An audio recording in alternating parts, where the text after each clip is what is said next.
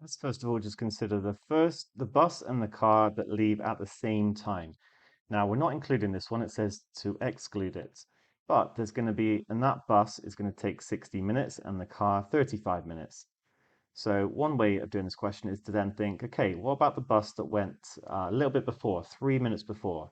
Now that is going to take 57 minutes, and so we can see that the car is going to overtake it. Okay, so that one is included. And if we just count down in threes every time, the car is going to overtake all of these until we get to a number that's less than 35.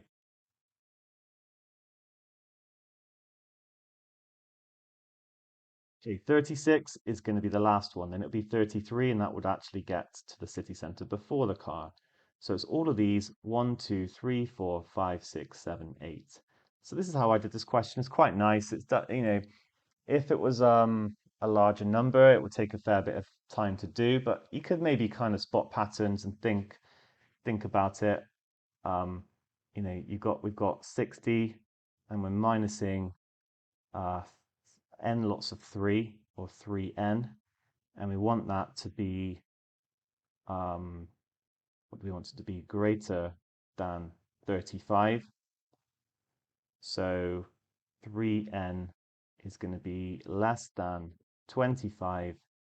So n is going to be less than 25 over 3, which is equal to 8 and a third. And so the maximum number of buses that, well, actually the number of buses we're going to overtake is going to be 8.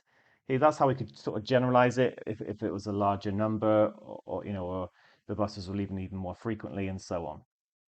So quite like that. I like the first approach because it's just quite visual and you can see what's happening, but this is a generalization.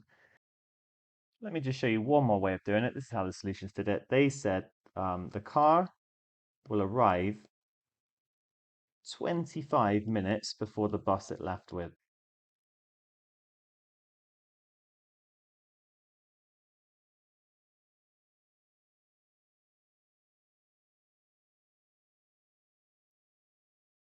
Now we know the buses leave every 3 minutes, so if we work out how many threes go into 25, then that will actually tell us how many buses will arrive in the meantime. And we get 8 and a third. So it's clear that we're going to get 8 buses arriving before. You could write 25 as 8 times 3 plus 1. That kind of also illustrates the idea that we've got, we're trying to find out how many buses will arrive in the 25 minutes that we have.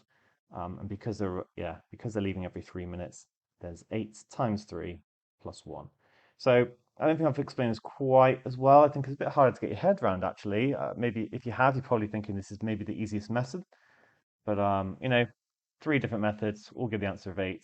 Pick which one you like, and well done.